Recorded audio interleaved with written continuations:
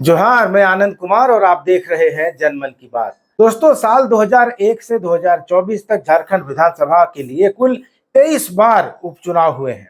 इनमें झारखंड मुक्ति मोर्चा यानी जेएमएम ने सर्वाधिक 10 बार जीत हासिल की है। कांग्रेस को 5 बार जीत मिली है, लेकिन भारतीय जनता पार्टी को सिर्फ 3 उपचुनावों में जीत मिली है। 2016 के बाद तो भाजपा ने उपचुनावों में जीत का खाता भी नहीं खोला है। 11 नवंबर को होने जा रहा घाटशिला का उपचुनाव झारखंड का 24वां उपचुनाव है।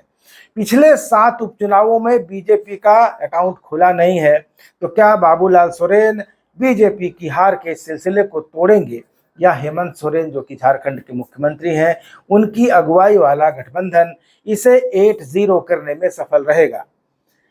जो होगा ये तो 14 नवंबर को पता चल जाएगा, जब वोटों की गिनती होगी। लेकिन उसके पहले आइए झारखंड में अब तक हुए 23 उपचुनावों पर एक नजर डाल लेते हैं। दोस्तों, झारखंड जब बना तो पहला चुनाव ही उपचुनाव के रूप में हुआ।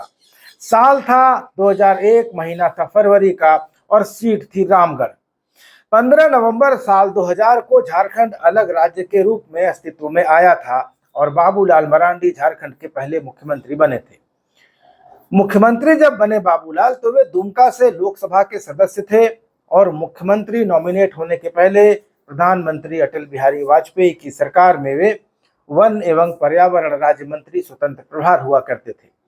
मुख्यमंत्री बनने के बाद उन्हें 6 महीने के भीतर, जो संवैधानिक प्रावधान है उसके अनुसार, विधानसभा की सदस्यता लेनी थी। रामगढ़ की सीट खाली थी क्योंकि एकीकृत बिहार में साल 2000 में जब चुनाव हुआ था, तो वहां से सीपीआई के शब्बीर हुसैन उर्फ भेड़ा सिंह का निधन हो गया। तो वहां फरवरी 2001 में उपचुनाव कराए गए और बाबूलाल मरांडी लगभग 20,000 वोटों से उपचुनाव जीतकर झारखंड विधानसभा के सदस्य बने।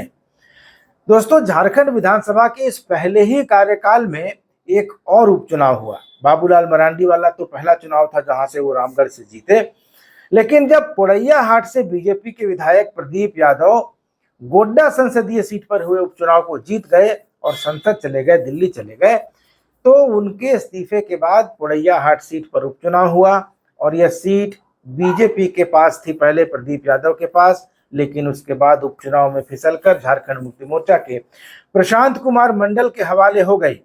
दोस्तों, साल 2005 में झारखंड का पहला फुल फ्लेज्ड विधानसभा चुनाव हुआ। 2005 के चुनाव के बाद जब झारखंड की दूसरी विधानसभा गठित हुई, तो इस कार्यकाल में 4 बार उपचुनाव कराने की नौबत आई। विधानसभा के अध्यक्ष उस समय इंदर सिंह नामधारी हुआ करते थे। जदयू में इंटरनल कॉन्फ्लिक्ट हो गया, अंदर में तनातनी हो गई, नामधारी जी नाराज हो गए और डाल्टनगंज से विधायक हुआ करते थे, उन्होंने इस्तीफा दे दिया।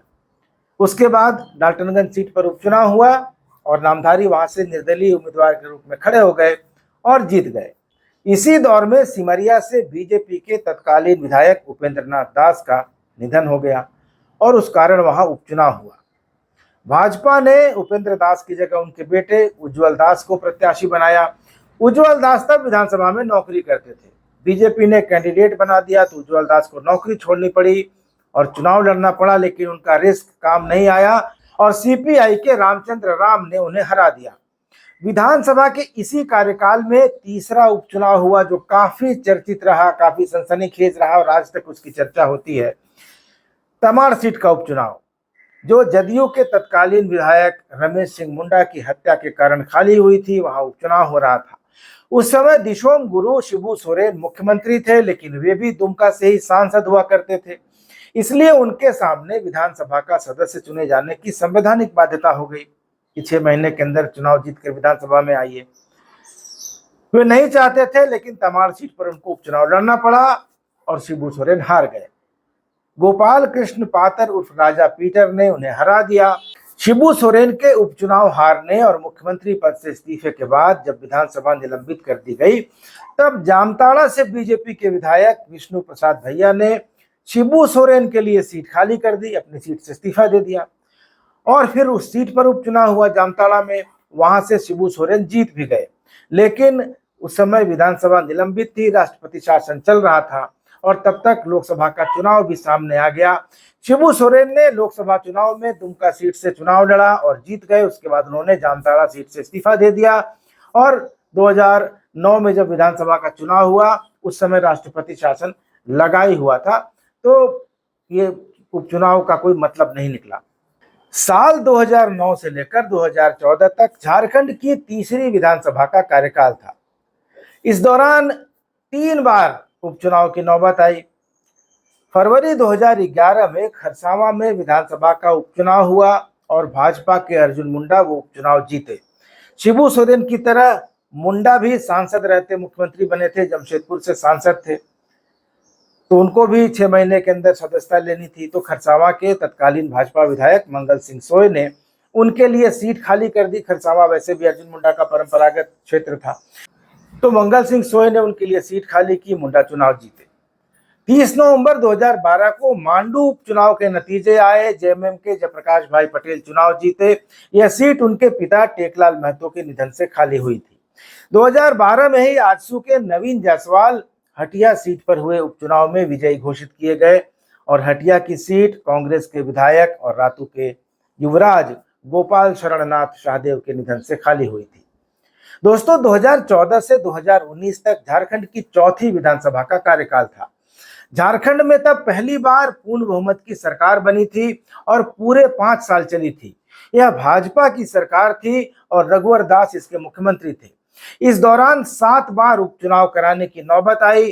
14 दिसंबर 2016 को लोहरदगा का उपचुनाव कांग्रेस के सुखदेव भगत ने जीता। इस सीट से आजसू के विधायक कमल किशोर भगत एक आपराधिक मामले में कोर्ट से सजायाफ्ता घोषित किए गए थे, इस कारण वहां उपचुनाव हो रहा था। इसके अलावा 16 मई 2016 को तत्कालीन भाजपा विधायक रघुनंदन मंडल, जो कि गोड्डा से विधायक थे, उनके निधन के बाद उपचुनाव हुआ और रघुनंदन मंडल जी के बेटे अमित मंडल ने ये सीट जीती। 16 मई 2017 को पाकी से कांग्रेस के विधायक विदेश सिंह के निधन के कारण हुए उपचुनाव में उनके बेटे और कांग्रेस उम्मीदवार देवेंद्र कुमार सिंह उर्फ बिट्टू सिंह विजयी रहे थे। 9 अप्रैल 2018 में झारखंड मुक्ति मोर्चा के विधायक अनिल मुर्मू के निधन के बाद चुनाव हुआ लिट्टीपाड़ा में और उस उपचुनाव में जेएमएम के ही साइमन मरांडी ने जीत दर्ज की। उसके बाद 20 दिसंबर 2018 को कोलेबिरा में उपचुनाव का नतीजा आया। कांग्रेस के नमन विक्सल कोंगाड़ी ने कोलेबिरा का उपचुनाव जीता। हत्या के एक मामले में सजा सुना दिए जाने के कारण झारखंड पार्टी के विधायक एनोस एक्टा की विधायकी खत्म होने के कारण कोलेबिरा में उपचुनाव कराए गए थे। इसी तरह गोमिया में मई 2018 में झारखंड मुक्ति मोर्चा की बबीता देवी ने उपचुनाव जीता। उनके पति और गोमिया से विधायक योगेंद्र प्रसाद को कोयला चोरी के एक मामले में दोषी पाया गया था और अदालत ने उन्हें 3 साल की सजा सुनाई थी। इसी वजह से इस सीट पर उपचुनाव हुए थे। मई 2018 में झारखंड मुक्ति मोर्चा की सीमा देवी सिल्ली के उपचुनाव में विजयी घोषित हुई।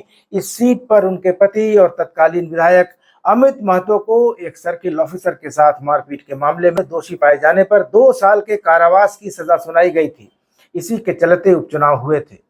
दोस्तों, 2019 और 2024 में 5वीं और 6ठी विधानसभा का गठन हुआ और दिसंबर 2019 से अभी तक मुख्यमंत्री हेमंत सोरेन के नेतृत्व में गठित इंडिया गठबंधन की दूसरी कार्यकाल की सरकार चल रही है।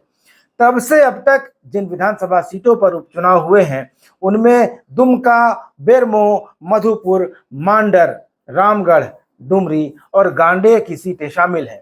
इनमें से दुमका, बेरमो, मधुपुर, मांडर, डुमरी और गांडेय सीट पर इंडिया गठबंधन को जीत मिली थी और रामगढ़ के उपचुनाव में भाजपा समर्थित आजसू के उम्मीदवार ने जीत हासिल की थी। ऐसे में घाटशिला सीट पर 8वां उपचुनाव होने जा रहा है। दोस्तों, आइए इन उपचुनावों के बारे में थोड़ा जान लेते हैं। मुख्यमंत्री हेमंत सोरेन ने 2019 का चुनाव बरहेट और दुमका से लड़ा और दोनों सीटें जीत ली। बाद में उन्होंने दुमका की सीट छोड़ दी। इस सीट पर उपचुनाव हुआ और 3 नवंबर 2020 को झारखंड मुक्ति मोर्चा के उम्मीदवार और हेमंत सोरेन के छोटे भाई बसंत सोरेन ने जीत दर्ज की। इसी दिन यानी 3 नवंबर 2020 को ही बेरमो उपचुनाव का नतीजा आया। राजेंद्र सिंह के निधन के बाद यहाँ चुनाव हो रहे थे और उनके बड़े बेटे और कांग्रेस के उम्मीदवार कुमार जयमंगल और अनूप सिंह जीते थे। साल 2021 में मधुपुर में हाजी हुसैन अंसारी जो मंत्री थे उनके निधन के बाद उपचुनाव हुआ और उनके बेटे और झारखंड मुक्ति मोर्चा के उम्मीदवार हफीजुल हसन यहां से जीते।